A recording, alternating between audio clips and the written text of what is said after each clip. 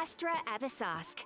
We meet again, you two. Hi, Catherine. Do you have any commissions for us today? Commissions, huh? Oh, how about this? Please attend the Academia's academic... Wait, say what now? And if possible, please also use your camera to capture the react... Huh? What kind of commission is that? I see. It appears that you're not interested in this commission. In that case, please go to Port Armos and convince the Eremites there to spend some time volunteering at the local orphanage. Hey, that's not any better. I'm sure the mercenaries will have some interesting Paimon's gotta ask. Just who exactly Oh, the commissioner? Well, actually, I just wanted to see the two... Was it so obvious? I was hoping you would actually take one of those commissions. That kind of chance to observe humans doesn't come by often. Ah, so it's Nahida. Paimon just knew Catherine wouldn't crack those kinds of jokes. When did you get into her head? From when she said, "Ad Astra Abisask." So it's been you this whole time? Are you done resting up, Nahida? Yes. I've been sleeping ever since we parted ways, and I even had a really, really long dream. It was another dream about the Sub-Zerus festival, except it was in my dream, I was sitting in the middle of a flower terrace, and everyone in Sumeru City was holding hands as they danced in circles around me. I also got to sit on a gigantic flower carriage.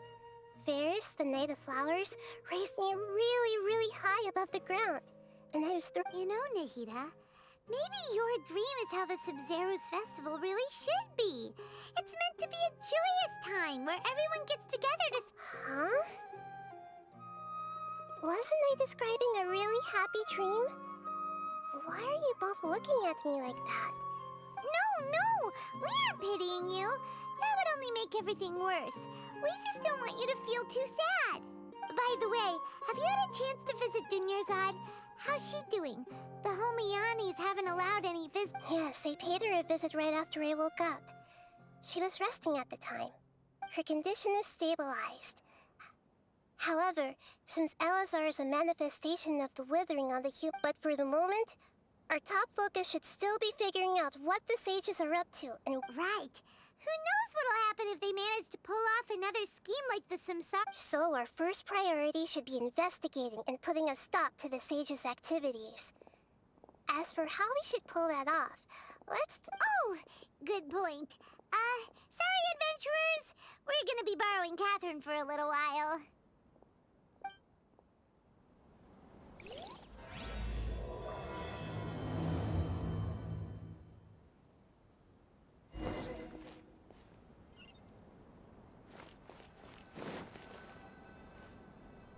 let's continue our chat here. Okay, so do you have any ideas on how we can investigate the sages, Nahida? Actually, I've already done a little bit of work on that. But for now, I want to hear your thoughts. I've already tried that, but all the key members of the Academia, even the core of 30 guards, it seems that from the very beginning, they've been guarding against info leaks from the Akasha. Of course, it could also be because they're weary of me. Have you already caught the sage's attention? I'm guessing not yet, but distrusting me would make perfect sense if they've ever paid attention to the urban In any case, I probably can't take over their minds directly. No way, that's too risky. You mean it'd be too easy to get caught? No, it's not that. We shouldn't involve innocent students in this. Doing that would be ignoring the safety of my people for my own selfish goals. How is that any different from what the sages are doing? That's a good point. Spoken like the god of Sumeru. We're in the dark as of now. Since we still don't know anything about their goals, any rash move could tip them off and lead to terrible consequences. After all, every person in Sumeru City is one of their hostages. Are we really out of ideas? Nahida, you're super smart, so you already have something in mind, right? Don't keep us in suspense. Spill the beans! According to a popular theory from the Vahumana Darshan of the Academia, rejecting impractical motions at the beginning of a planning session will give more weight to the actual proposal. Okay, but aren't you the god of wisdom? You don't have to use that kind of gimmick to make us take your ideas seriously. Well, I've been thinking that if I can't directly possess the leaders, and if I can't get ordinary people involved, then I should find someone who's already involved, but hasn't decided to side with the sages. You're saying we should recruit a spy? That does sound like it could work. Oh, before coming back, we met someone named Alhaitham. He seems like he acts alone, and he likes doing stuff behind the Academia's back. Actually, I already have someone in mind. Do you still remember that female scholar named Setaria? Setaria. Paimon remembers now. Isn't she the one who's always trailing behind the Grand Sage of the Academia? We ran into her basically every time the Sub-Zero's festival repeated itself. You could even say we're old enemies by now. Paimon still remembers the smug and mean way she always spoke to Nilu. I've always liked observing all kinds of people, and Setaria has always stood out from the crowd. She was born in the desert and was hailed as their greatest genius. Her academic gifts allowed her special admission into the academia, and also gave her the opportunity to serve as— Oh, Paimon didn't know she was from the desert. She must be pretty special then. Paimon feels like most of the desert dwellers around the city are working as mercenaries. The name Setaria means star. When she lived in the desert, she shone like the brightest star in the night sky. Later on, she was chosen by the sun. The star was given a place in the daytime sky to complement the sun's depth. Soon after, the star witnessed the sun scorching the earth, which brought forth many disasters. The star began to waver. Instead of staying beside such a sun, wouldn't it be better to return? But in the end, she couldn't give up the radiance of daytime. To cope with her shame, the star buried her guilt and closed her eyes. From the sound of it, Setaria's just hung up on the research opportunities here. But she doesn't really support the academia. She still feels guilty about not doing more for the desert, right? Indeed. When they are presented with complex moral issues, many people will simply plug their ears and go. She's suppressing a lot of guilt. But before she realized it, she had already become the sage's accomplice. Right. We must somehow make her face her problems again. That way, not only can we get useful intel from her, but she can also use it as an opportunity to redeem herself. From my past observations, Setaria will take a day off from the academia every 10 days to do some shopping in the city. Tomorrow afternoon just happens to be a shopping day for her. That'll be our chance. To prepare, let's go check out some of her favorite spots and have a quick chat with a few of the vendors there.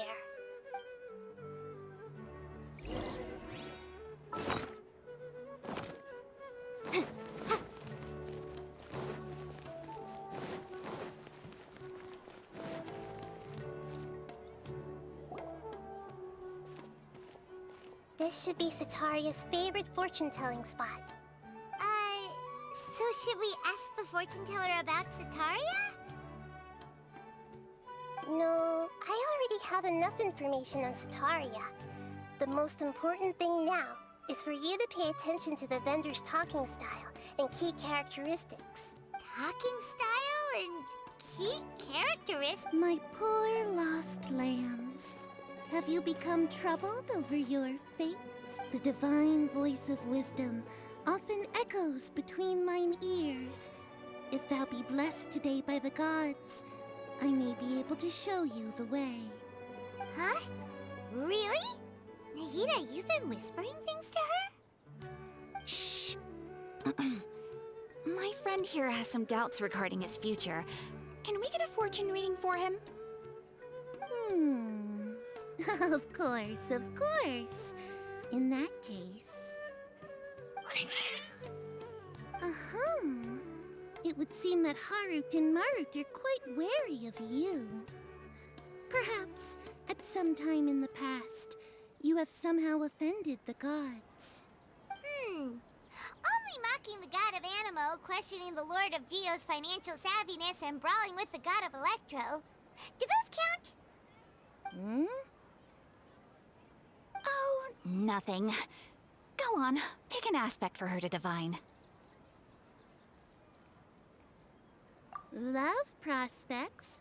No problem at all.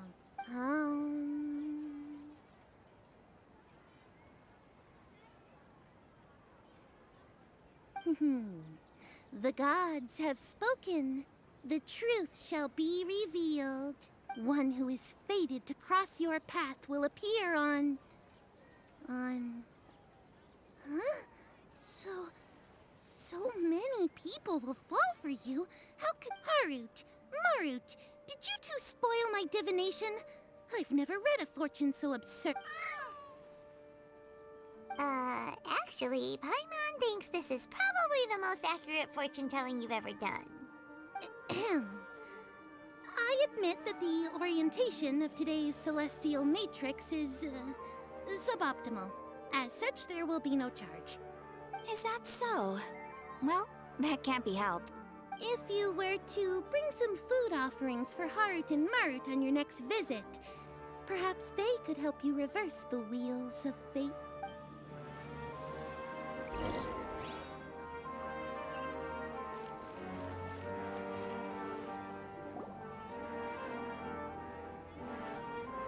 Is this another one of Sataria's favorite stalls?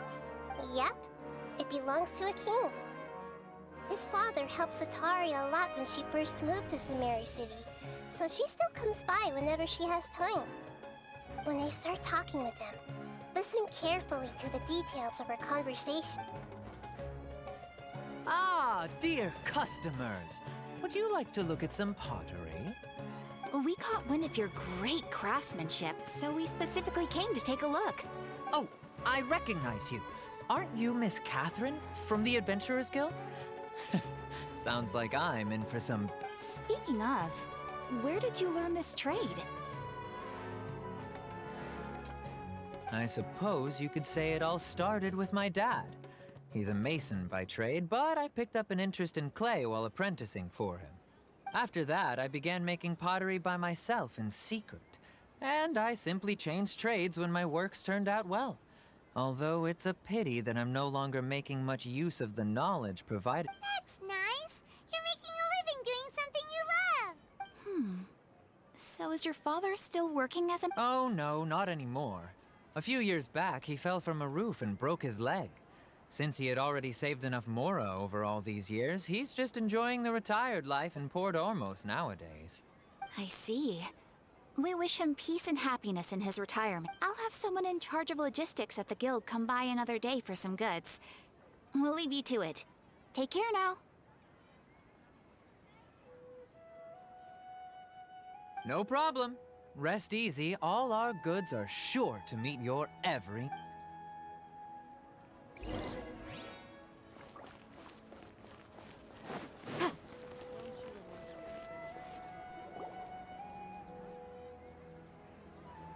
This should be our final stop. Sataria's always thinking of this restaurant when she's working at the academia, so she always comes by whenever she's out in the city. Nahida, you've really thought of everything. It's my duty to protect Sumeri's citizens, after all. Hi there. I feel like I've seen you down by the docks before. Huh? Sorry, I don't quite If I recall, you were having a discussion with someone about shipbuilding at... Ah, that's right! I've always been really interested in feats of... After all, I grew up in Liyue Harbor and spent my entire childhood staring at the ships going in and out of the port. I came to Sumeru to study, but I'm still discussing all kinds of problems with different scholars. And I'm continuing to study and perform research from the restaurant's basement. I'm sure I'll get to the academia. What an admirable spirit for learning. Amazing! Sure. But you'll find hardworking people wherever you go. So this restaurant has a basement as well? Huh. First I've heard of it. That's right. It's not usually open to patrons. Most of the time, employees use it for... I see. Guess that makes sense. Well, good luck with your studies, Miss Chishan. Thank you so much. As long as I can make it into the academia as an official student, I'll be happy.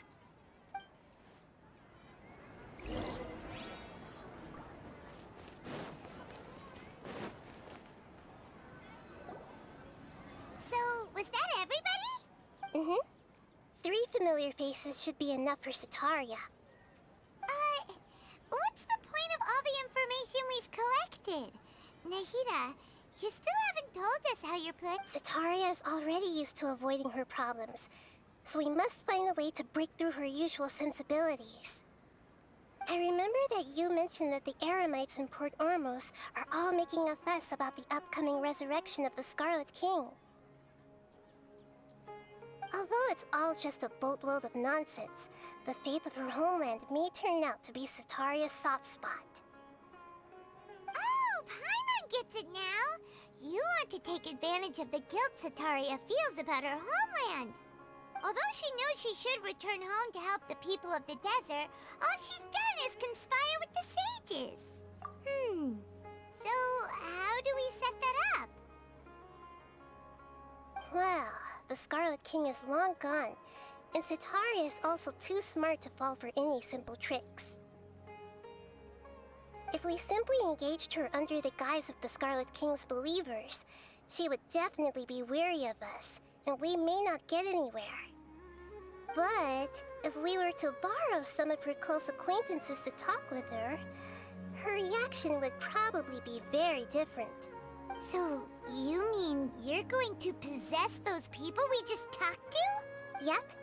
Possess them through the Akasha, imply that they've already converted to the faith of the Scarlet King, and then convey our made-up will of the Scarlet King. As long as everything goes smoothly, we'll get through to Sataria for sure.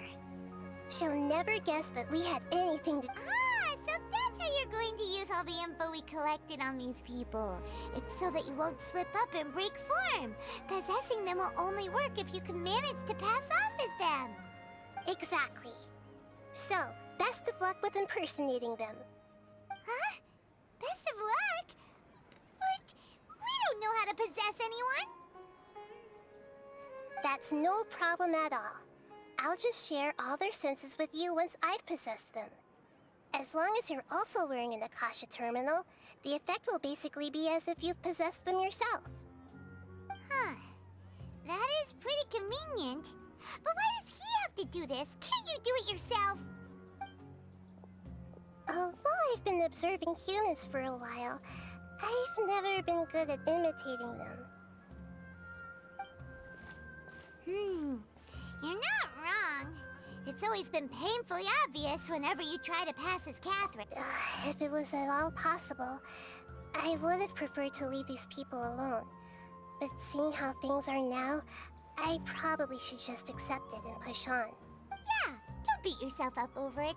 We're only doing this to help everyone, and we'll only be borrowing them for a little while anyway.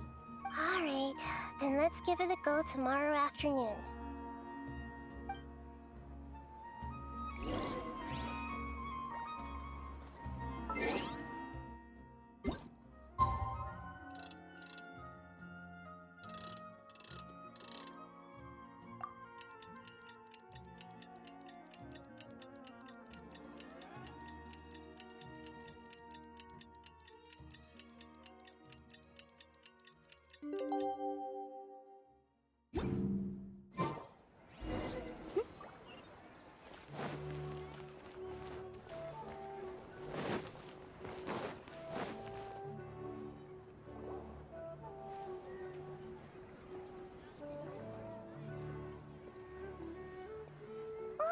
Here she comes. Satari's here.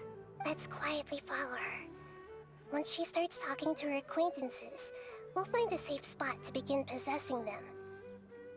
As for how we'll sway her to our side, I'll leave that to you.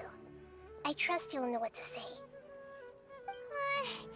Paimon's starting to feel kinda nervous. Okay, let's go. Looks like they've already started talking. Let's find a hiding spot and get started.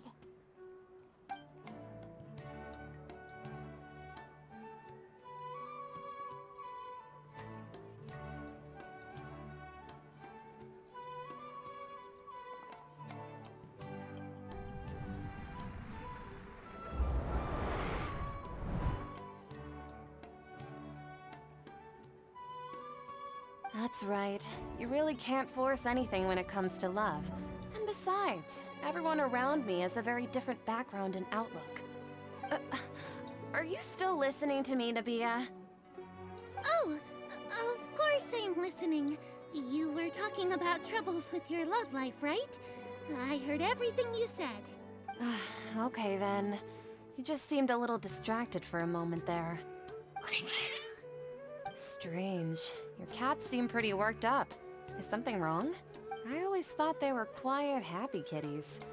Oh, what are their names again? Ah, that's right. They are just little darlings, aren't they? Harut and Marut. Ahem. So, which fortune do you want me to read for you today? You must have come for another echo of the divine voice of wisdom. I'd like to get another reading on my love prospects, but to be perfectly honest with you, I feel like I've been a real mess recently. A mess? Well, could you do a reading on how long it'll take me to finish my current project at work? I really just want to get it over with. I hear you. No problem at all. The gods will reveal the truth.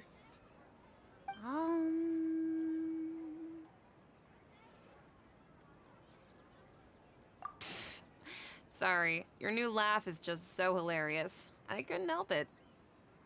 Oh, please pay no mind to those kinds of details. The gods are asking. Sitaria, why haven't you gone home? Why haven't I gone home? Do the gods really know everything I've been thinking about? Sitaria, why don't you just go home? It's a demand now instead of a question. Oh, the gods seem to be truly upset.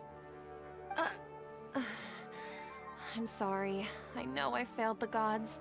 Please pass on my most sincere and, if I may ask, Nabia, is there a specific god who's speaking to you right now?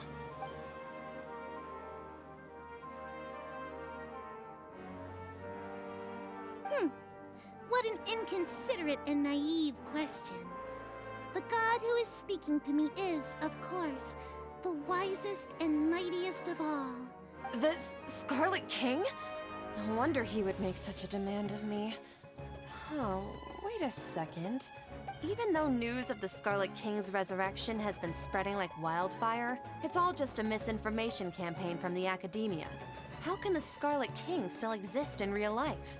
What insolence! I am the Scarlet King's most loyal believer. Do you wish to refute his voice of wisdom? Oh, no. As a child of the desert, I am only reveling in his power upon learning that his divine glory has touched even this city. I will think very carefully about his demand of me. I'm sorry. I must go now. Wait!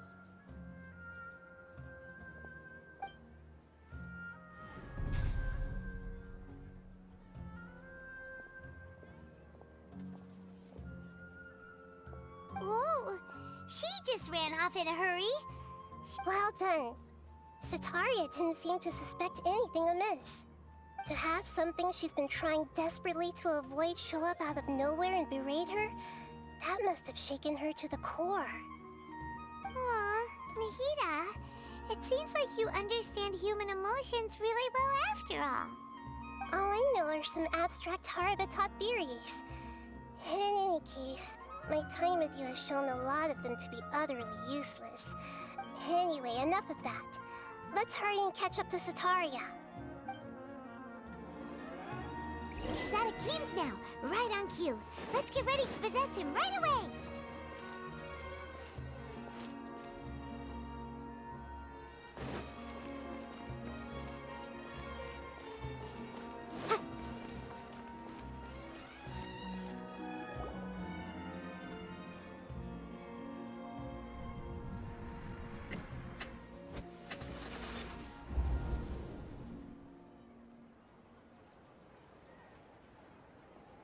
It's okay. I just got caught up in something.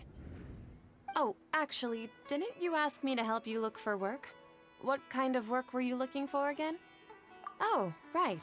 Your old man's craft. Speaking of, how's he doing?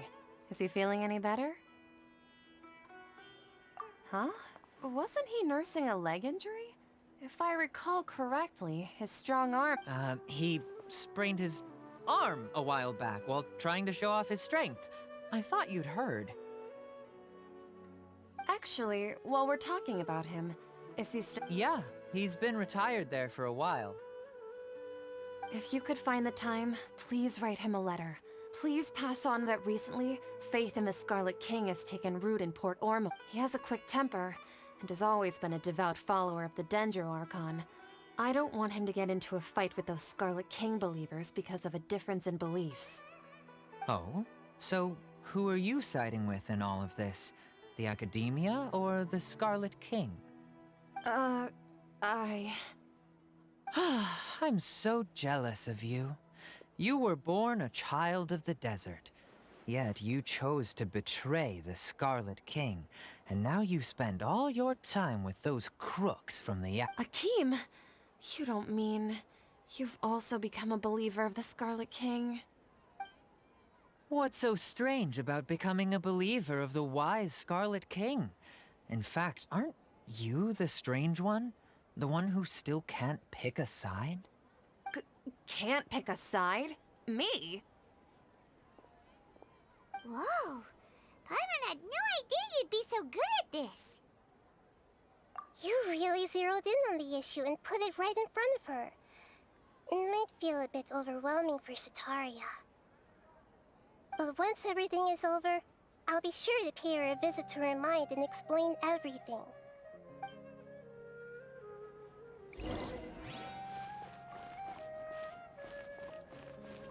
Come on! Setaria's already started talking what she...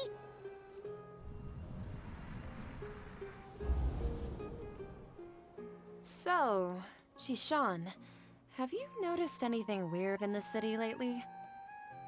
Like, as if someone was trying to preach to you about something? Wait, did you just say attic? I thought this place didn't have an attic. Also, Well, the restaurant recently added an attic. I've been studying there because it has better lighting. Oh, right. Speaking of strange things, I celebrated the Sub-Zerus festival so many times that I lost count. That was really weird. wait, how could you be aware of that? That should be impossible. Nothing in the report indicated anything like that. Are you still failing to realize that the Academia's lowly tricks could never deceive all of Sumeru's citizens? Jishan, don't tell me that you've converted to the Scarlet King as well! What an absurd question. You make it sound like I should be ashamed for becoming a believer of the Scarlet King. In reality, shouldn't you be the one who is ashamed? You, who works side by side with the Academia, and treated people as nothing more than experimental Please, please stop! Even now, Setaria's still trying to run from her problems. She can no longer justify everything to herself. Hey, she's trying to talk to the guards! What should we do? This is the most important part of all. Mercenary, you're a member of the Corps of 30, correct? Please help me pass a message to the Matcha right away. The situation in the city is... Please, try to remain calm, miss. Tell me what's happening in the city. Heretics are infiltrating the city, and they've already converted many residents to their side. Heretics? What kind of heresy are you talking about? The Scarlet King! Many people I know have suddenly started believing in him, but he's long dead. It's impossible. Miss Sataria, nothing is impossible. You know my name? The Scarlet King is immortal, and all who defy him will one day pay the price. You must face the truth, Sataria. You tread a treacherous path, and the longer you ignore it, the tighter the Academia's grasp on you will become, and the deeper you will be ensnared. Child of the Scarlet King, never forget that the desert that belongs to you lies elsewhere. What's so strange about becoming a believer of the wise Scarlet King? In fact, aren't you the strange one? The one who still can't pick a side? What an absurd question. You make it sound like I should be ashamed for becoming a believer of the Scarlet King. Sataria, why haven't you gone home?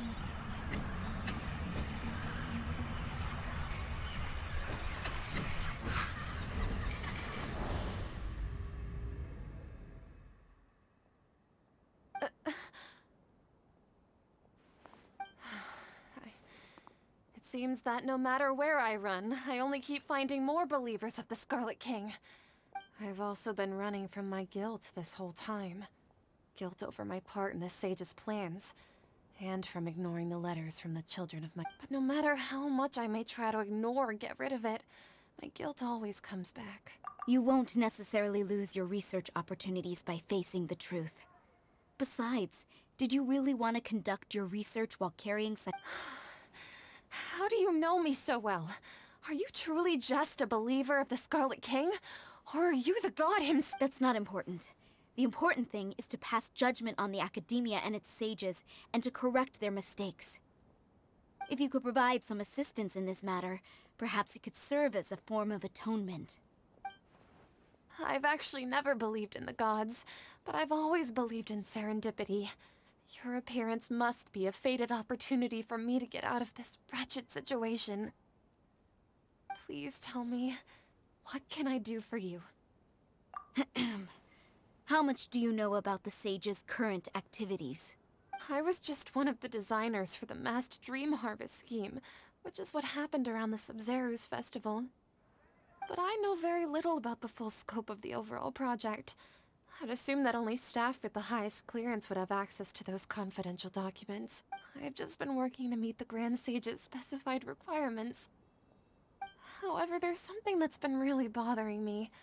I heard that a scholar who was previously expelled has returned to the city, and even the sages are still quite wary of him. To fight against the Academia, we will need to figure out the nature and the purpose of their work. Is there a way for us to get access to the confidential documents you mentioned? It should be possible if we're willing to take some risks. After all, I'm an assistant to the Grand Sage, and I've been working... One thing, though. I won't be able to transfer the documents to you through the Akasha once I get my hands on them. The sages have always closely monitored all... let me see... let's use the most primitive method. Send someone to pick up the documents tomorrow evening at the Academia entrance. The Academia entrance? Wouldn't that be too conspicuous? Don't worry about that. I assure you, this won't be a trap. I'm only suggesting this location because it'll draw more scrutiny for me to leave the Academia again. It'll be safest for me to distract the guards long enough to hand you the documents. All right, I trust you. So, if I were to successfully complete... That'll depend on the judgment of the Dendro Archon. The Dendro Archon. That's right. Her people are the ones we have endangered. As the god of wisdom, she's also the one responsible for judging and guiding the scholars. Maybe it's time for me to find a god to believe in. Just as Nahida predicted, we've managed to bring Sataria to our side! The Traveler's execution was ingenious. He's the one who deserves all the praise. Well, now that we've made plans to meet again tomorrow evening, all we can do is pray for Sataria's mission to go off without a hitch. Pray? But if we're going to pray to the gods, aren't we just praying to you? God of wisdom and guardian of the scholars? No. The truth is the true guardian of scholars. I've always believed that. Anyway, let's meet again tomorrow evening at the Adventurers Guild.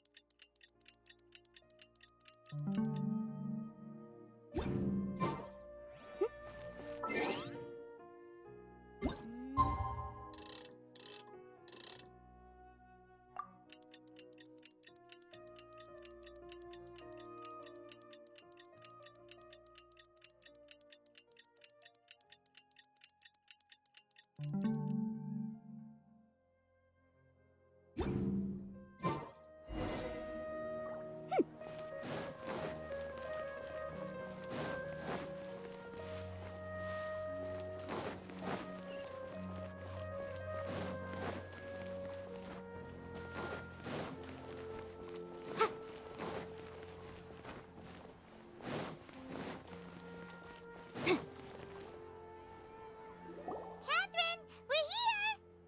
Oh, you are the other Catherine, right? That's right. I suppose I'm the other Catherine in your mind. Shh! We're on a secret mission tonight, so we need to protect Catherine's identity. Yep, Paimon's right. We cannot fully rule out the chance that the meetup tonight is just a trap. If something were to happen, my existence may be the only trump card we'll be able to play. After all, the Academia should still be unable to confirm the existence of— Yep, exactly. Just what Paimon was thinking. Anyway, enough about that. Let's just make sure to be on our guard. Off? What do you feel is off? It's the middle of the night. No, I think he's right. It really is a lot quieter than usual. If you look around, there seems to be fewer people on the streets. Huh. Maybe it's just a coincidence. Maybe Sataria figured out a way to not only distract the guards, but also to get everyone to go to sleep early, just so— I also can't quite figure out why things feel a little off. But now that we're here, let's go ahead and meet her as we— Well, regardless, as long as you're here with us, Paimon feels a little safer.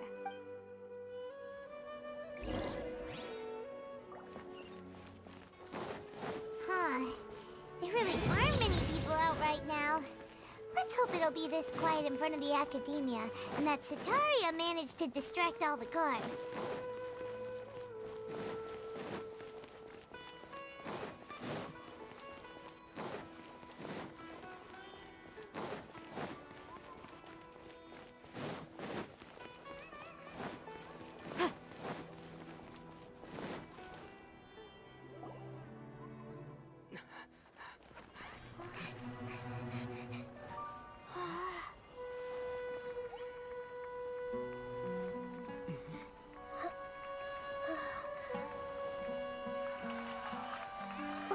What are all these people doing here at this hour of the night?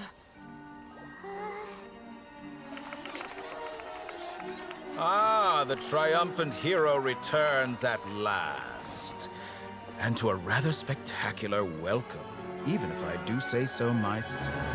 You're the outcast, expelled from the Academia. Indeed I am. Although these days they tend to call me the Doctor.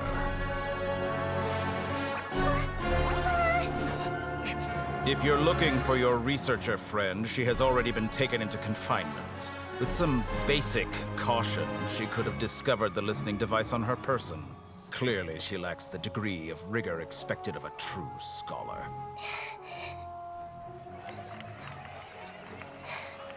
The people of Samir City. What have you done to them? I simply made some minor adjustments to their Akasha terminals. Now they can deposit information directly into the subconscious. As you can see, all these lovely people now believe this traveler is a hero who has just saved the world. My experiment is a success. And now it seems they can no longer hold back their sheer adoration. Oh no, what should we do? These are all just regular people. Leave now. You need to get out of here. But that guy's a Fatui Harbinger. We can't just leave you here. Nor can I abandon the people of Sumeru.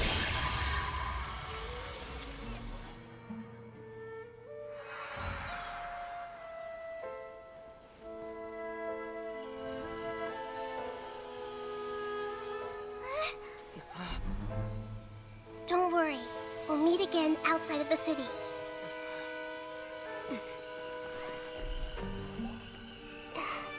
I see. You appear to have overridden their mental faculties with your own consciousness.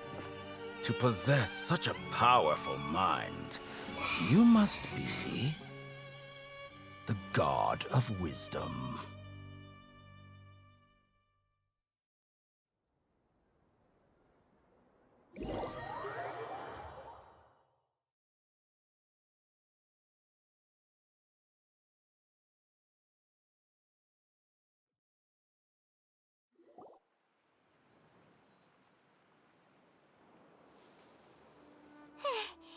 This should be far enough. Whew. Paimon needs to catch her breath first. Is Nahida going to be okay? We only made it out because of her. Paimon wasn't counting on running into a new Harbinger here, let alone such a high-ranking one. That guy was number 2. So scary. He called himself the Doctor. Remember, Tainari told us about him. Sataria did say that someone who once got expelled from the academia came back recently. And that even the sages are wary of him. Yep, sounds like she must have been talking about the Doctor. Yeah, now that the Doctor's in the picture, we're no longer just dealing with the academia. They're in cahoots with the Fatui. But what are the Fatui after this time? Another Gnosis? Yeah, things would be a lot easier with Nahida's help. Nahida said we'll meet again outside of the city. But we can't just keep... you mean... Oh, right! Wasn't he invited by the sages to work on some project when we were staying with him in the Vidia Forest? Even though he turned it down at the time, he might still know something. There's no time to lose. Let's go to Gandharvaville.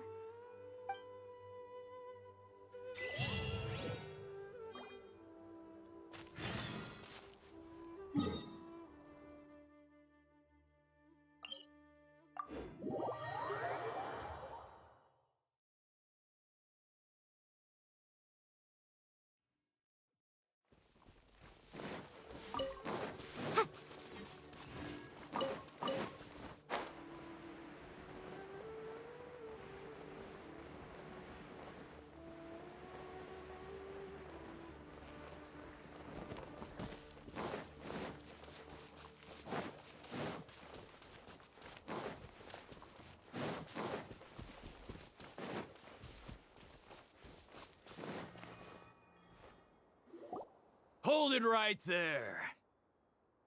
A blonde-haired traveler and a floating fairy. We've got you all right. Take a look around. You've fallen right into our trap. Are you mercenaries from the Corps of 30? Did you come here to arrest us? Corps of 30? We're nothing like those government lapdogs who don't even get scraps for their work. We are an elite brigade that commands the highest commission rate in all of Sumeru. We're here on the orders of a client known only... The outcast? An outcast from the academia? But why wouldn't the Doctor just send the Fatui after us? Still wasting time on idle chit-chat. We'll shut you up soon enough. Get them! You're up, traveler! Following orders. One with nature. Life goes on. Fly! Incinerate! That's close enough. Long the jungle.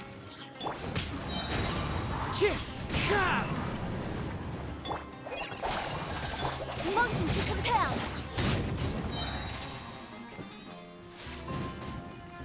Ah, it isn't over yet. Here comes reinforcements.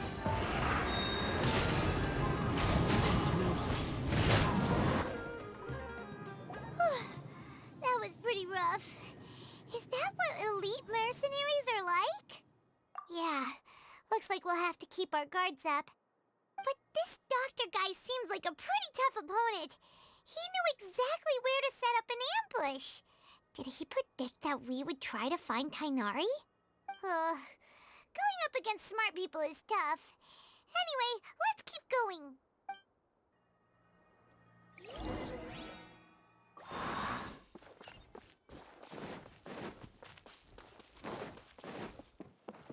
Time to go. I'll have to grab a drink with Playmate when I'm back in the city.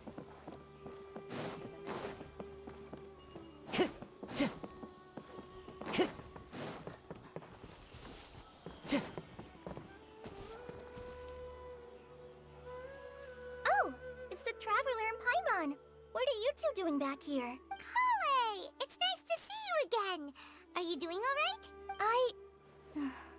To be honest, I'm not doing too well. My Elazar has been progressing at a faster rate lately.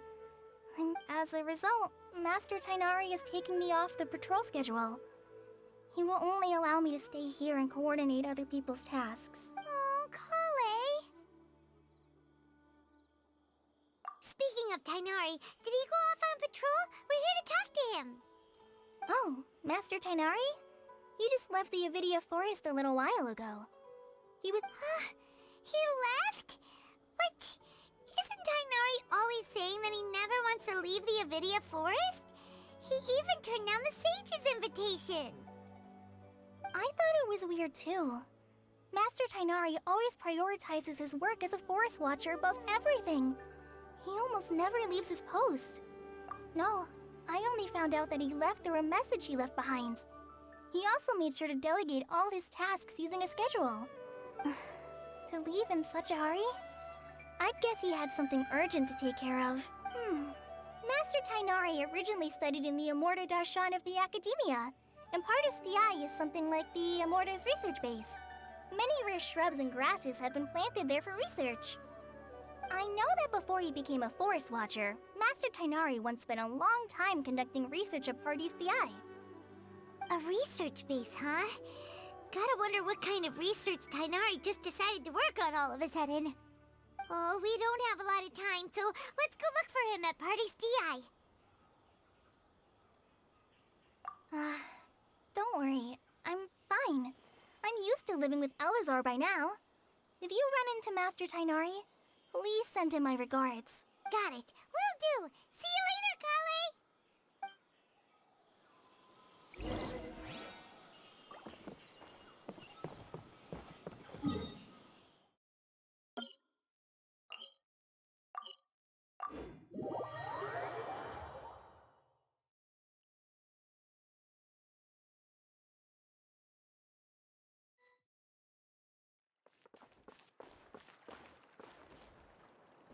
Wait! Look who it is! Thank goodness you're okay. We were so worried about you.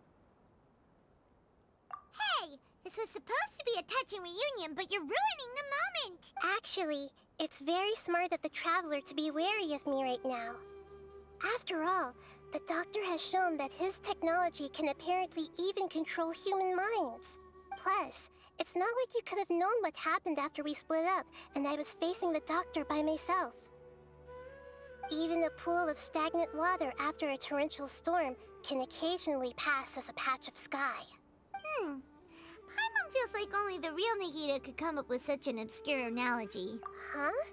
But I wasn't trying to win your trust or anything. All I wanted was to... Well, we understand that point now. Please, Nahida, tell us more about what happened. Are those poor people all right? When you left, I was still in the middle of restoring everyone's minds. Thankfully, when the doctor mentioned depositing information into the subconscious, he didn't mean engraving information into instead. He did something closer to creating hallucinations. That was still within my power to fix. Luckily, I managed to finish my restorations and mind jump away from him just as he was about to capture me. What a relief. The doctor sure pulled out some hidden cards, but good thing we had Nahida with us. I wouldn't be relieved just yet. I gave away my true identity when I restored everyone's minds, which means we've lost another one of our trump cards. Also, the doctor is already an expert at modifying Akasha terminals. Maybe it's a... Would that mean you'd no longer be able to jump between minds? Then how do we stop him? He's still at the academia, so it's possible he already started Ugh. It feels like he's toying with us. What a nasty piece of work. Plus, the doctor's combat ability alone is apparently enough to make him worthy of being number 2 of the Fatui. We shouldn't give up hope just yet. Let's try to find another way to attack this problem. Actually, Nahida, how did you know we were trying to get to Party's DI? Have you been waiting for us? Yes, I have. I can see the traveler's elemental energy, so I deduced your destination by looking at the direction you were moving in. You didn't come here for sightseeing, right? Did you find any leads? We're looking for a scholar we know. His name is Tainari, and the sages once tried to reach out to him. Why don't you come inside with us and see what... Okay, let's just hope we won't get him into trouble.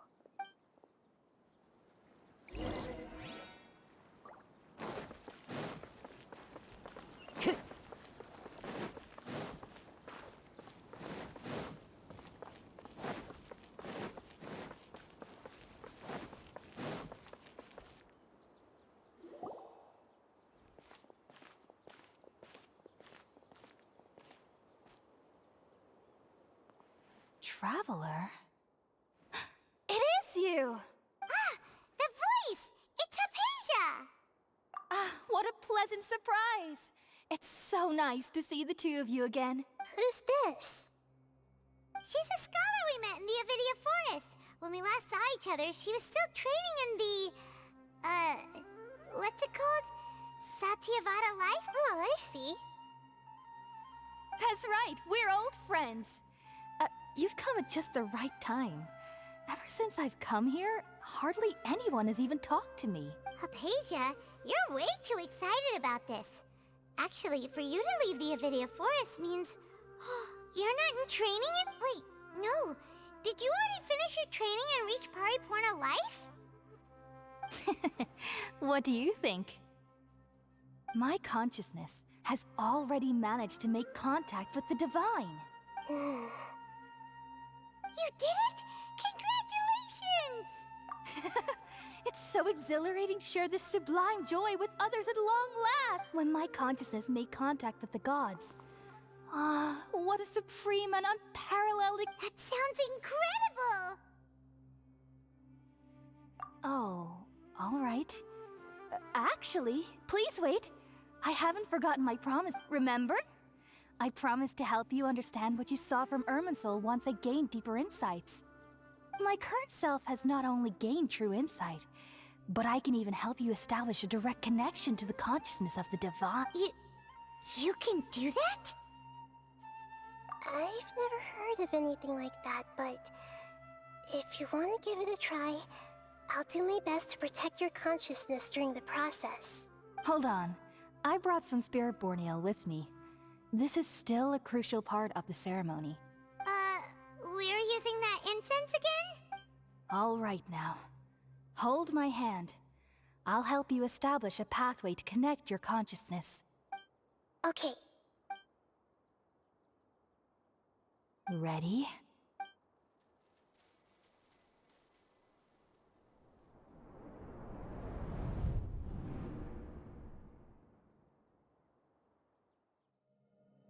It took 3 betrayals for me to finally understand. The world is just an elaborate tapestry of lies. My fury will never be quelled. The first to betray me was a god. My creator. My mother. Valuing strength above all, she saw no worth in me and I was discarded. The second was a human. My family. My friend. Consumed by fear, he saw me as an abomination. The third was one exactly like me. A hope for the future. A fledgling barely out of the nest. Powerless before his mortality, he broke his promise to me. Humans, they can't be trusted. And the gods fill me with pure loathing. So I said good riddance. I denounce the world and laugh in its face. My chest will never again be defiled by worldly filth. I will scrub away every last trace of human emotion.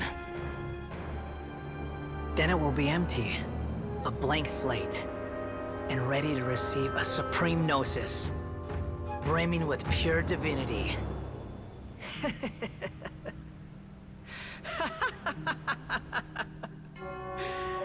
There is no need to fear. The pain will be brief. Your era is coming to an end.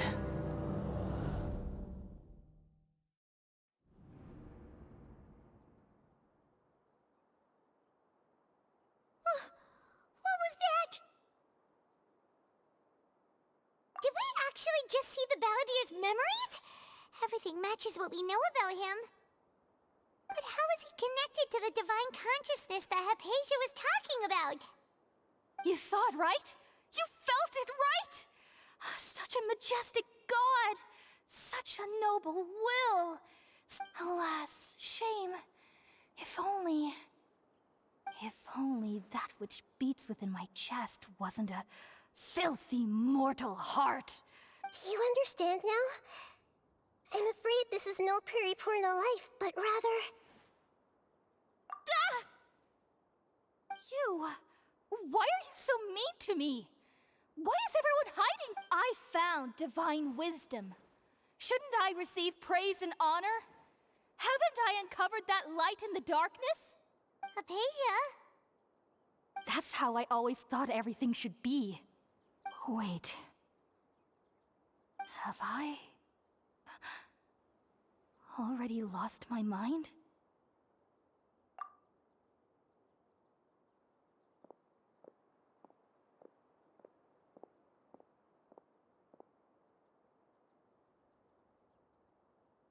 Wait, something isn't right.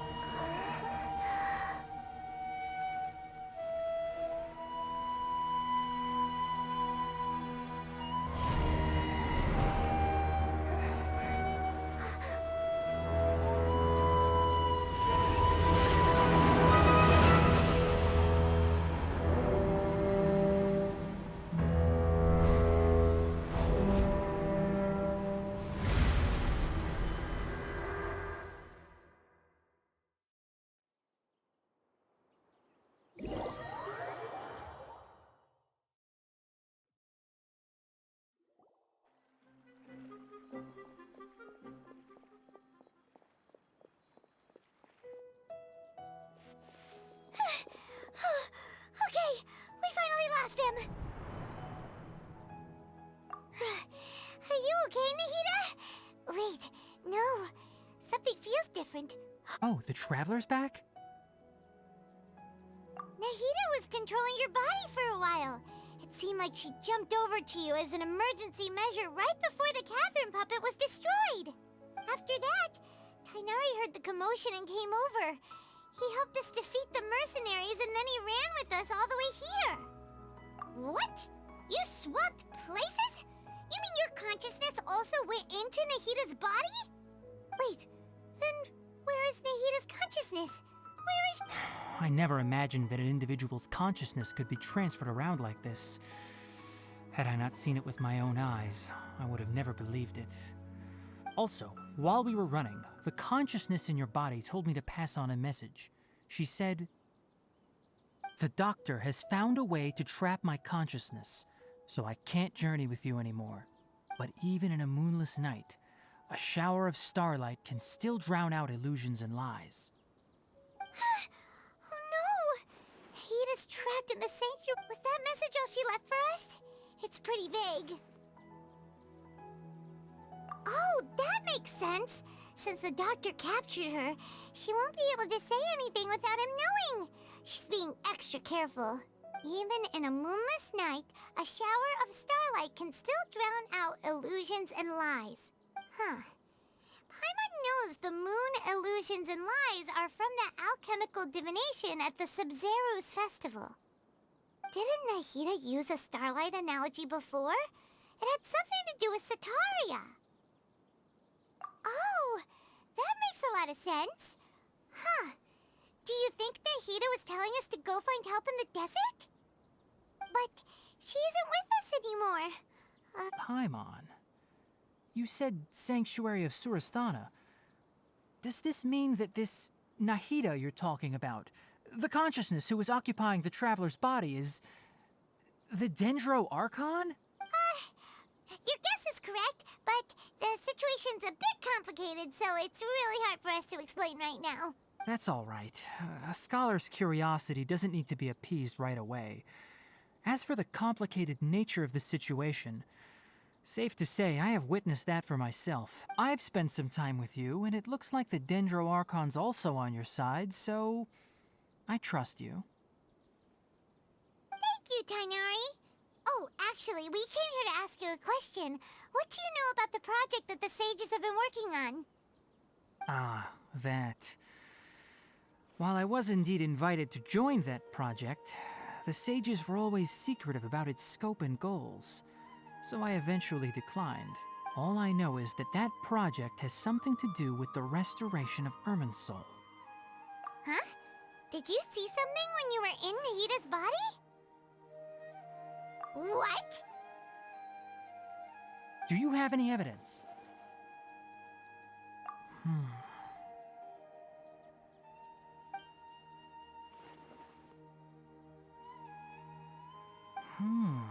So that's what happened. That explains why Hypatia's symptoms were different from those of the other scholars who went mad. Tainari, did you leave the Avidia Forest because of Hypatia? I did. I noticed Hypatia's mental anomalies, but since her symptoms were rather atypical, I secretly took her to Pardis Dii and began searching for a way to return her to her normal state. If I didn't take action, Hypatia would have already been taken by the Matra to the desert, doomed to a life of exile at Aru village.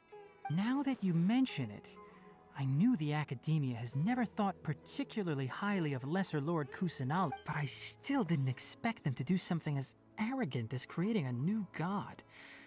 Looks like I made the right decision by not accepting the Doctor and the Balladeer.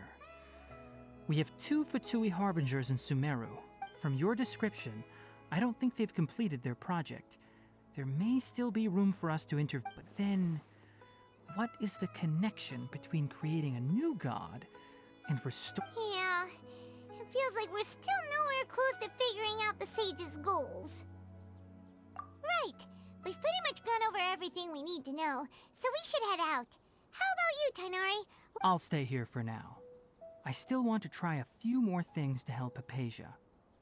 If you're planning to go into the desert, start by heading for Caravan Rabat. Come find me here if there's anything else I can do to help. Thanks, Tainari. Hopefully Hypatia will feel better soon. We're off then.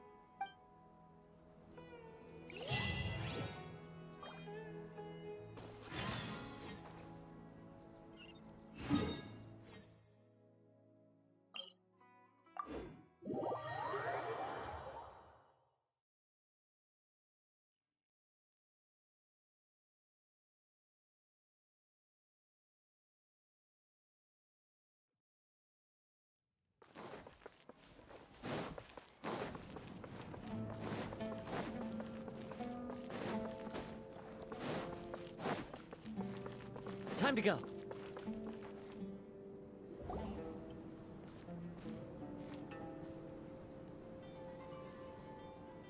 We finally made it to Caravan Rebot.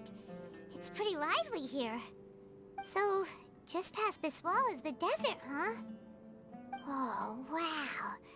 Paimon remembers hearing people call this the Wall of Samiel. It's made to block sandstorms from the outside. Oh, if it's this tall... Enough gawking. Come on, follow me. Huh? Over here. Oh, Haytham went that way! Let's hurry up and follow him. Wonder what he's up to.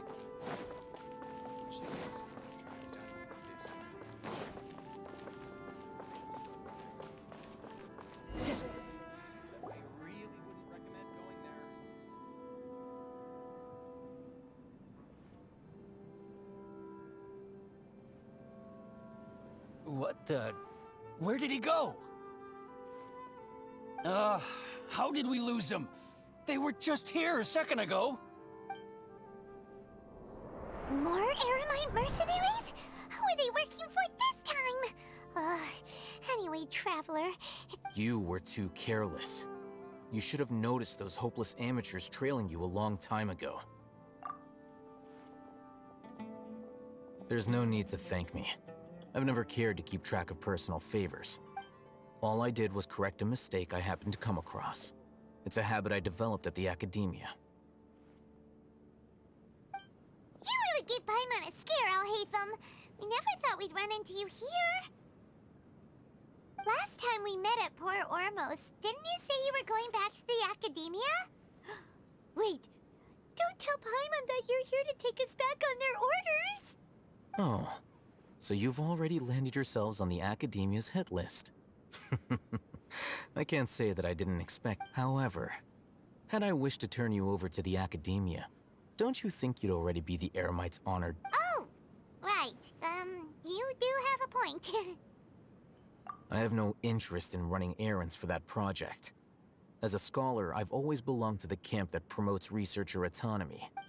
And these days, you're more fascinating than anything the sages can offer. Not quite. To tell you the truth, I'm still investigating the Divine Knowledge Capsule. Everyone says the capsule originated in the desert and was eventually moved to Port Ormos. Which brings me back to you, and why you're so interesting. The leader of Ain al-Ahmar used the Divine Knowledge Capsule right in front of you, and upon seeing him, your expression became perplexed. To have that kind of reaction, I think you must have realized something.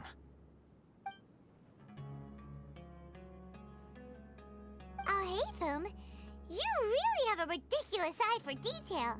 What kind of person even— So that's your answer. Well, I do work for the academia after all. So considering that, it is indeed wise to keep your cards close to your chest. But that does prove you do have some undisclosed information about the Divine Knowledge Capsule. No matter. Rather than simply learning the answers from you, I'd still prefer to investigate on my own. That's right! We have the same plan as you! But we don't really have any concrete goals at the moment. Then I'd suggest starting with Aru Village. It's the largest settlement in the desert, so it'll probably have more resources and intel than anywhere else. It's always better to travel with someone you know. Let's go!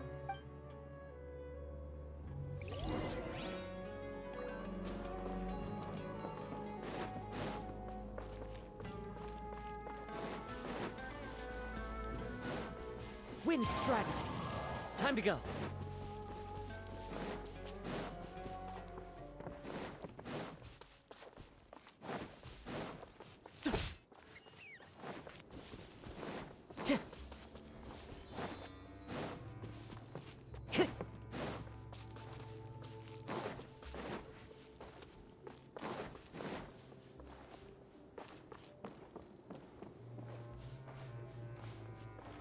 Time to go.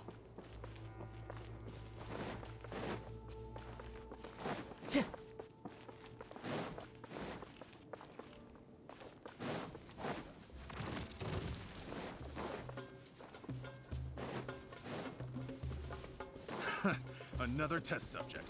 That tingle? One with nature.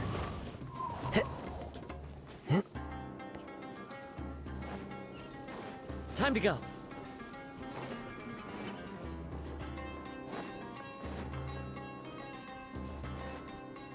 I follow the wind.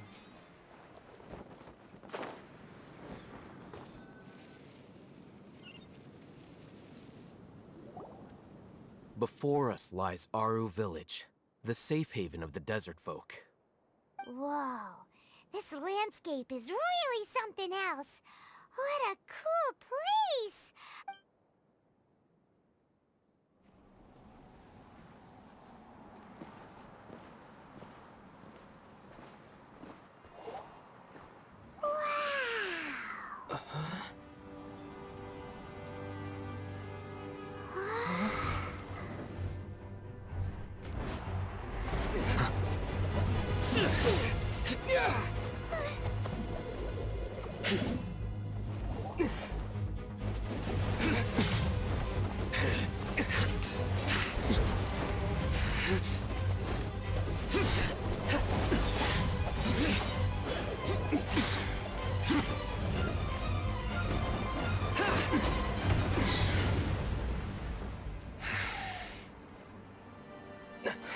Sino.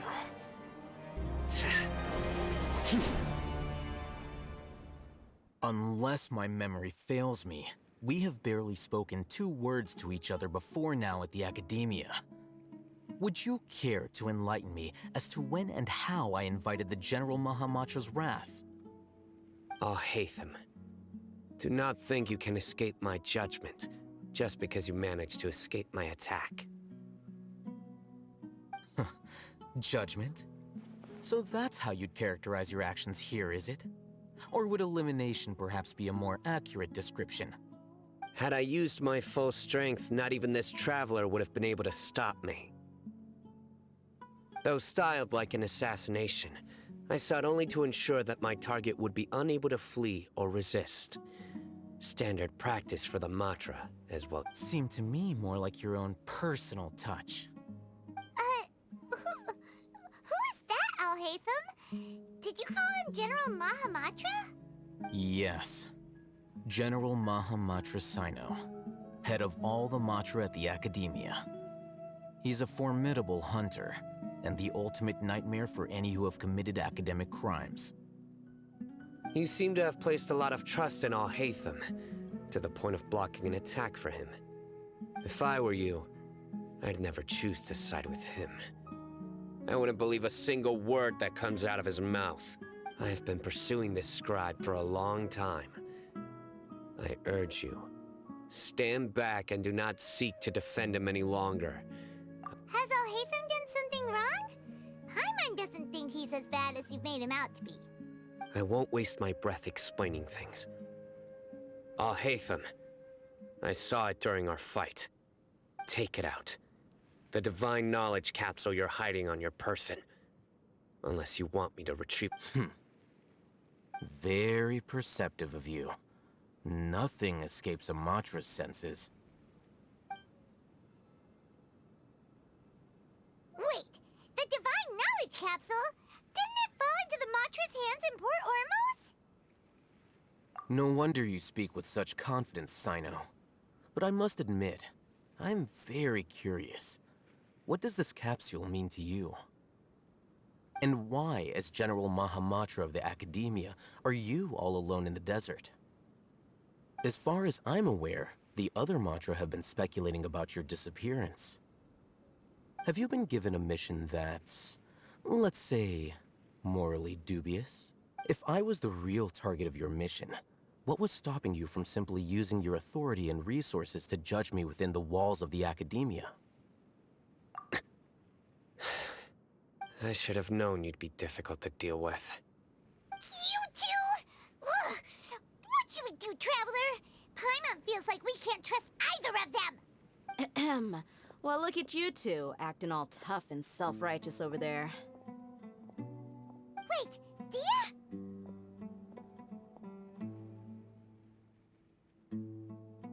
Great! Finally, someone that we can trust! You gotta help us out here, otherwise these two are gonna start fighting again! Yeah, sure looks that way. Two giants from the academia duking it out once and for all. Not something you get to see every day, that's for sure. Listen, I know you academic types love to fill up your big brains with self-righteous morality and lord your empty rules and virtues over each other. But how dare you bring your petty disputes into the safe haven of Aru Village? It seems like someone's gonna have to beat some sense into your thick skulls until you finally learn to respect these grounds.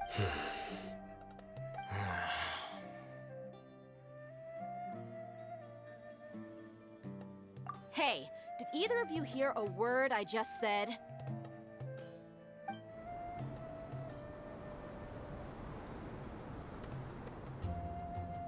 Whoa, what's going on? The wind's so strong! Is this a sandstorm? Punch! Another sandstorm? What's up with these recently? Hey! All of you, over here, quickly! We have to take cover! Someone's calling for us! Oh, this wind is too strong! Let's get over there! That sounded like Candace. Come on, you two. Jeez, are all of you academia folks such hard work? Move it! All right, stop yelling.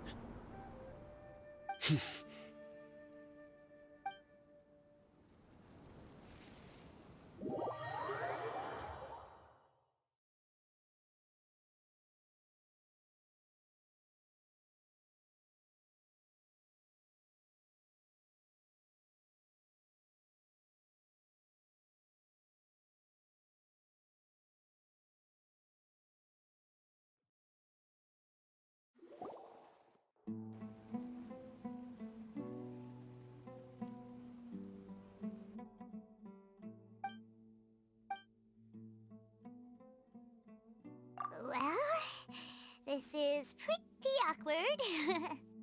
Hey, wanna play sardines with three people who wanna tear each other limb from limb? Sure, why not? Sounds fun. The air is so thick and heavy.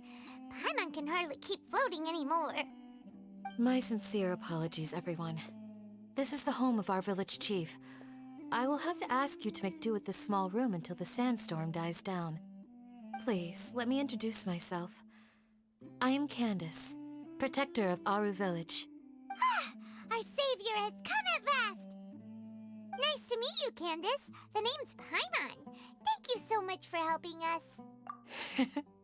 There's no need to thank me. It's only right to help each other when the weather gets rough. Wow, she's so gentle and caring, like a nice older sister. Unlike those guys over there.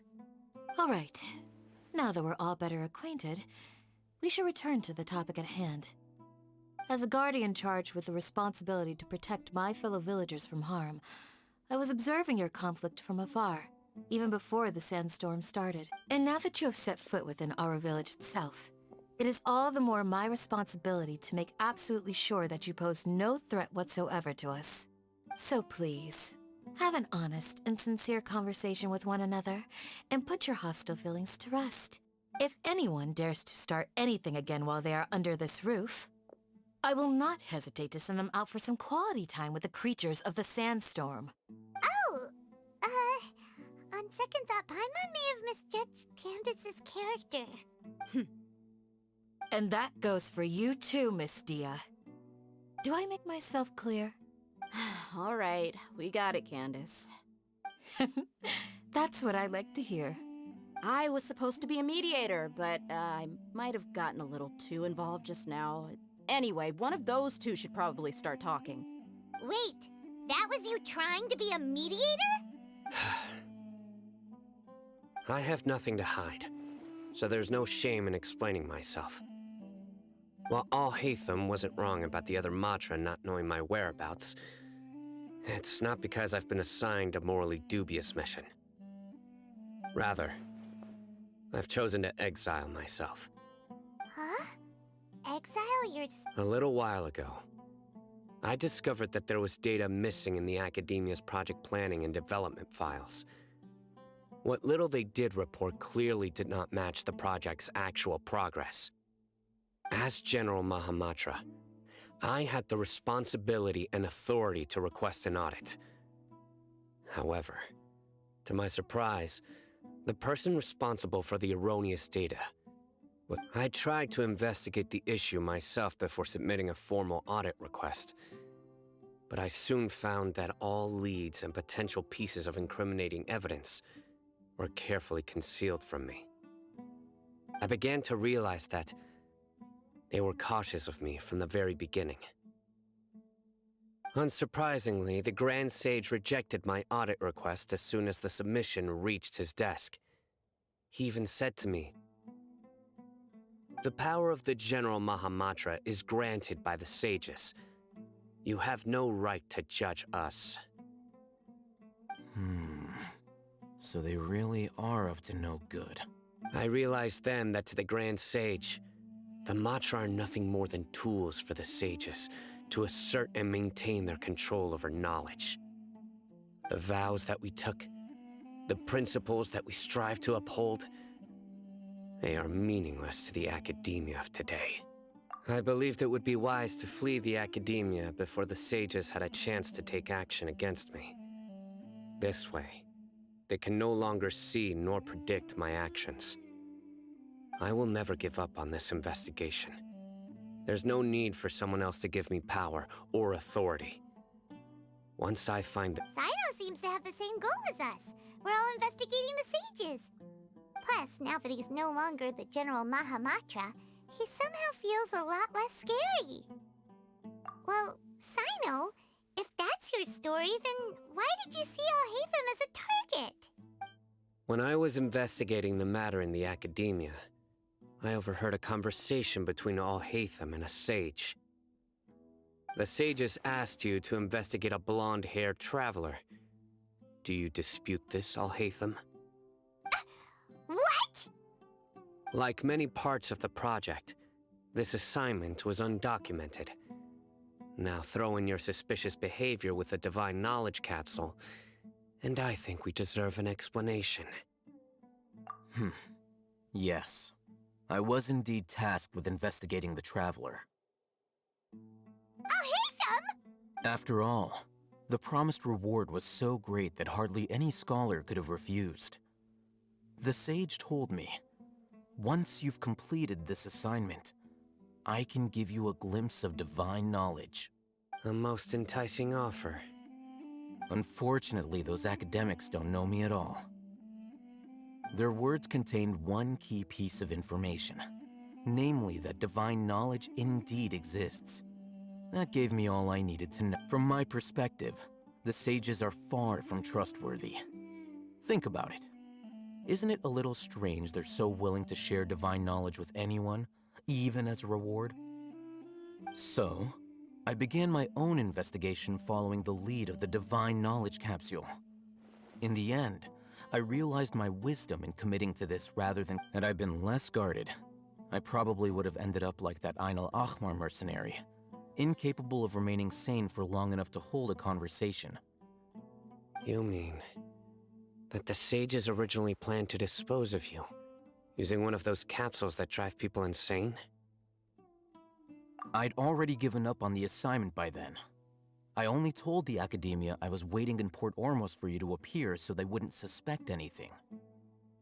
So it came as quite a surprise when I encountered my erstwhile target while investigating the Divine Knowledge Capsule. Criminals do love to talk about coincidences. Even though I ran into the Traveler by chance, I had no intention of providing assistance to the Academia. Also, you should remember, you were the ones who decided to follow me and strike up a conversation after I left that tavern. That's true. Alhaitham helped us out at Caravan Rebat as well. Maybe he's telling the truth. I'm willing to apologize, if that's worth anything to you. I took the Divine Knowledge Capsule behind your back because I judged its existence to be a significant risk. I felt that it would be best for no one to interact with it before it had been properly studied. After all, Curiosity often proves to be the most dangerous thing in this land. You should be well aware, Scribe Al-Haytham, that curiosity can also lead you to danger and suspicion. Answer me this. Did the sages share any information about their project with you? Have I not made myself clear? You and I are both distrusted by the academia. Do you really think they would tell me anything? Fine. Although you haven't completely proven your innocence, I won't regard you as an enemy, for now. As you wish. Good. I'm glad to see you two clearing up your misunderstandings. And now you, Dia. I believe it's your turn. Oh, sorry. Whatever the boys were talking about must have been so boring that I spaced out. My situation is pretty straightforward. My employer, Dunyarzad of the Homayani family, is friends with the Traveler and is currently recovering from her illness at home. I had nothing going on, so I decided to return to Aru village for a visit. I was actually looking forward to a pretty exciting time getting back together with everyone here, but then I saw these two random guys in the middle of a pointless argument. It ticked me off, and things went downhill from there. Is that all? Well, I will admit that definitely sounds like your style. And that's more like it. I missed you all so much, Candace. Whoa! What was that sound? No need to worry. Now that you're no longer at each other's throats, please make yourselves at home. I'll take a quick... Creatures? In the sandstorm? Are you sure you don't want some backup? Fighting in a sandstorm is not for the faint-hearted. Anyone without extensive training in these conditions is at a disadvantage. You needn't worry. Yeah, just leave him to Candace. Don't worry, she's as tough as they come.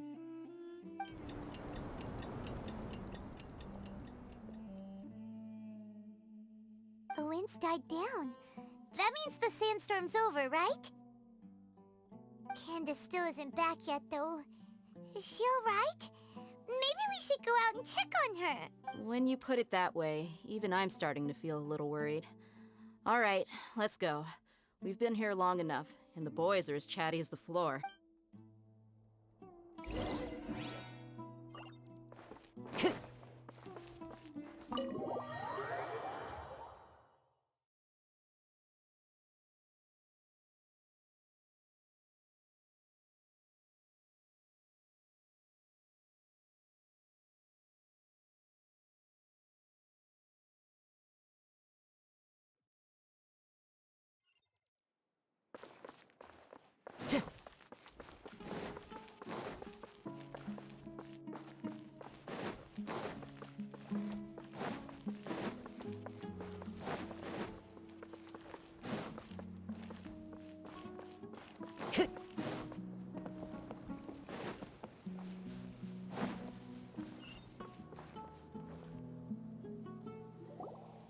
Whoa!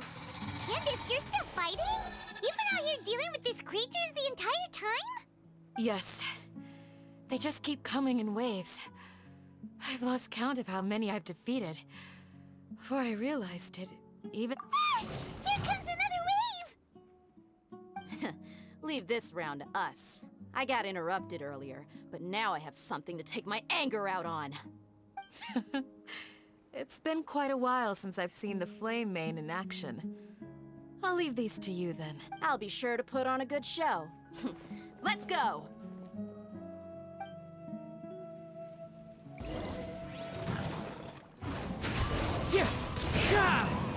Go. Just like we rehearsed. Right? Time for your arraignment.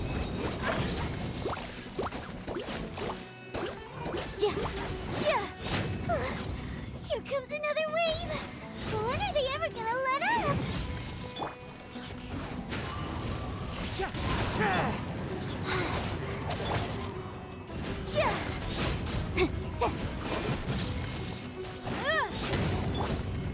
Into the wind.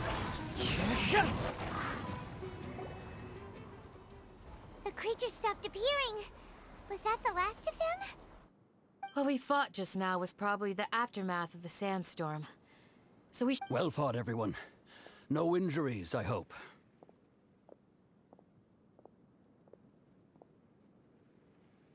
Huh? Who are you? Ah, my apologies. I haven't had a chance to greet you yet. I had my hands full taking care of the village's elderly and children. I am the chief of Aru Village. Everyone usually calls me Uncle Anpu. Sir, I am also originally from the desert, but I have not been back for some time now. May I ask if such sandstorms are common? I can't say they've always been common, but recently the storms have become increasingly severe and frequent.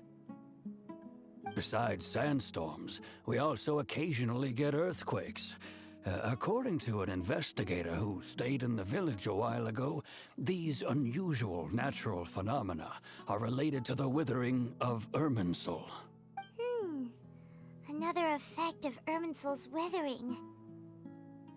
So, Irminsul's withering causes withering zones in the forest, and sandstorms and earthquakes here in the desert? Everything in the natural world is inextricably connected to Irminsul. These regional symptoms can indeed be a reflection of Irminsul. Everyone in Aru Village needs to take good care of themselves. Speaking of which, why haven't I seen a single village keeper since I got here? Village keeper? Who are they? Village guards like Candace? Does your curiosity know no bounds? Village Keeper is how Aru Village refers to mad scholars exiled here by the academia. Most of them are scholars who lost their sanity after a period of training in the Avidia forest. The academia believes that their crazed mutterings may have a negative effect on the psyches of other scholars. So, they're forcibly exiled to the desert. Alas, that's exactly what we've been trying to investigate. One by one, the village keepers have been mysteriously disappearing without a trace, but no one in the village has ever seen them leave. If you're planning to stay around the village for the next few days... I've had encounters with those people in the past. I'll see what I can do to help. The Matra are the ones responsible for their exile. Now that you're no longer with them, are you trying to alleviate your guilt and atone for your past sins? Mock me if you will, but if you are guilty, I will eliminate you, regardless of my position or identity. Oh, you're the former General Mahamatra.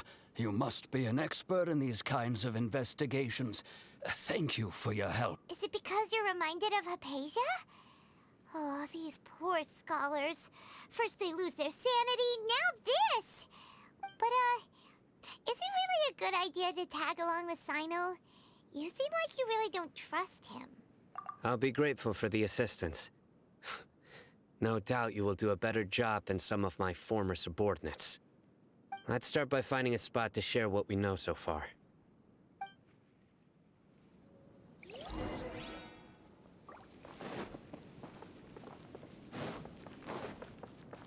Time to go.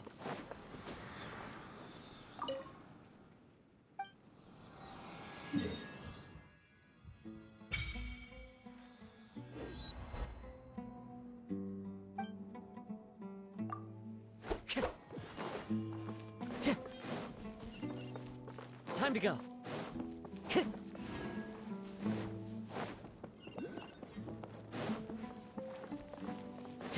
Time to go. Time to go.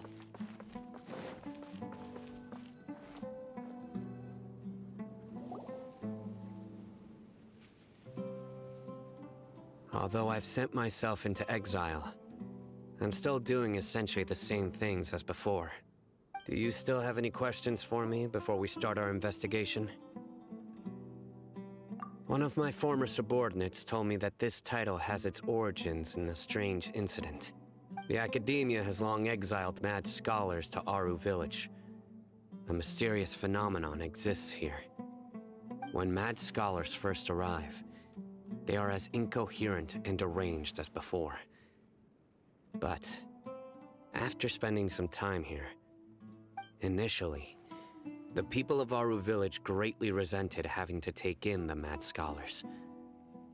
But as Aru village was struck by the strongest earthquake in living memory, seeing buildings on the verge of collapse all around him, suddenly, he noticed a mad scholar crouching in a corner, caressing the ground with his hands. A soft, green light radiated from him, like a device. Despite the powerful tremors that ripped through the ground that night, all the houses remained upright, almost as if they had grown roots reaching deep into the ground. After that, the people of Aru village treated the mad scholars with greater kindness, and began to refer to them as the village keepers. A soft green light? A mad scholar protecting Aru village? Paimon thinks so too. Actually, Sino, do you know if any of the mad scholars continued to wear their Akasha terminals at Aru village? In theory, they would continue wearing them so the academia could still monitor their activities. With that said, the main Akasha system would no longer have any interaction with them. Oh, no wonder! Everything makes sense then! Add in the fact that they calmed down, it was probably Nahida who calmed them. If you are able to draw a conclusion from this one story alone, then it appears you possess much more information than I do. So, what do you make of the story? Really? Lesser Lord Kusanali. What? You don't believe us? Lesser Lord Kusanali was definitely using the Akasha to give her power to the mad scholars! No, it's not so much that I don't believe you. I'm just struck by your reasoning. Lesser Lord Kusanali, the current Dendro Archon, is she really active in... The Academia has always placed far greater importance on the late Greater Lord Rukkhadevata. They've more or less ignored Lesser Lord Kusanali, and I've never had any reason to doubt their views. In addition, I've never heard any stories about Lesser Lord Kusanali and her deeds. To me, she might as well have been a god that never existed. No way! Nahida definitely exists! She's a... how should Paimon put it? She's a good Archon who's kind and wise. I've spent many years interrogating criminals, so I can easily tell when someone is lying. Good! Then you should know that we're telling the truth! That look in your eyes. I've never seen that from a liar. You two really must have met Lesser Lord Kusanali.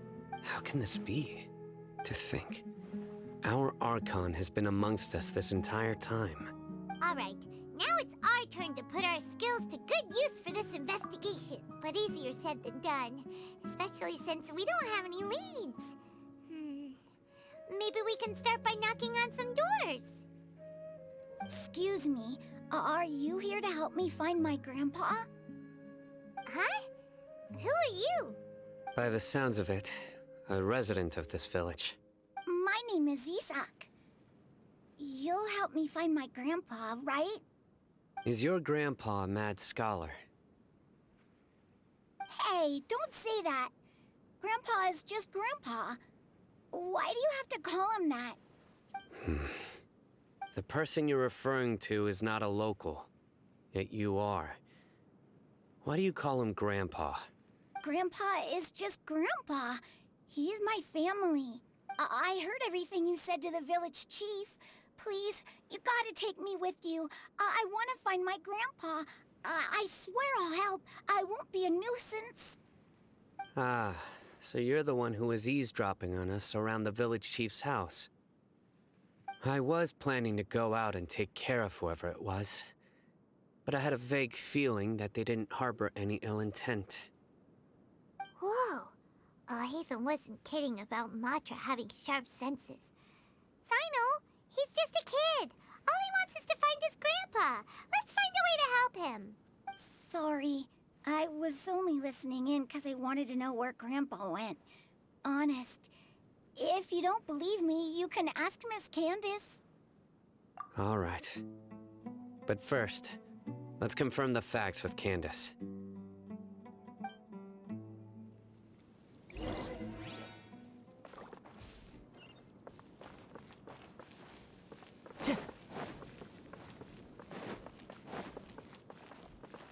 Time to go.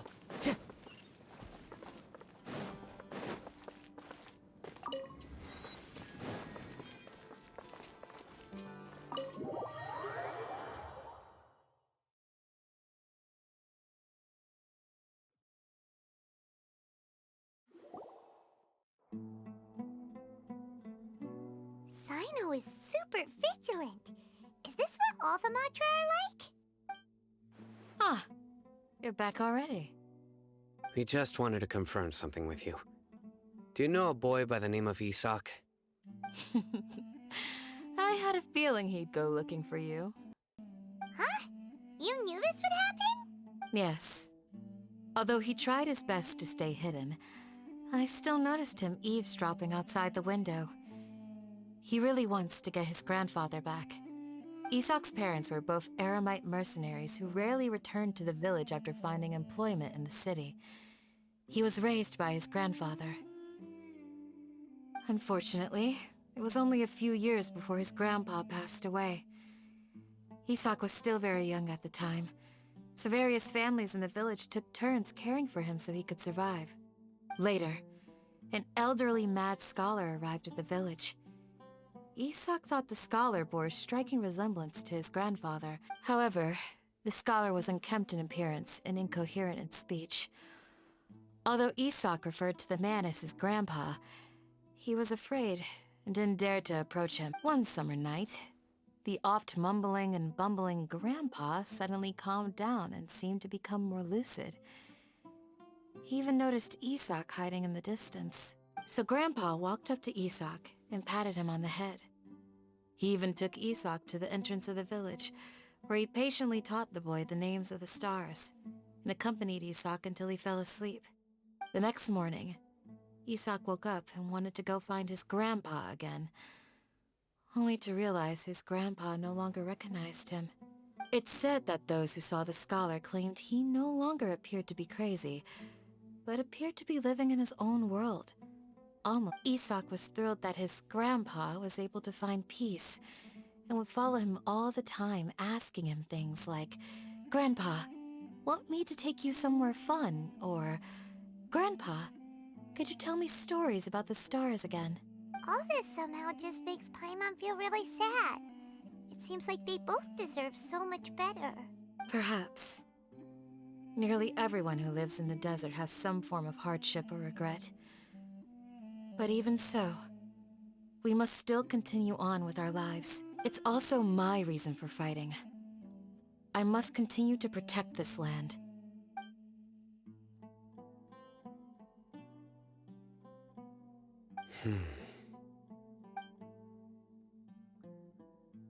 Maybe the people have always had a considerate god watching over them. Huh? What did you say, Sino? No, nothing. As long as Isak keeps his word and doesn't get in our way, we can take him along. Perhaps you are more compassionate than I gave you credit for. Please accept my thanks on Isak's behalf, Sino.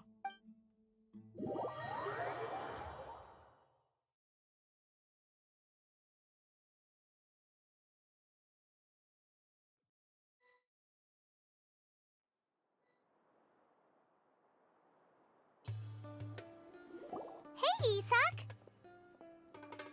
Oh, it's you guys! We've cleared everything up. Let's go find your grandpa. Really? Wow! Thank you so much! Yeah! Alright. Let's ask the local residents some questions.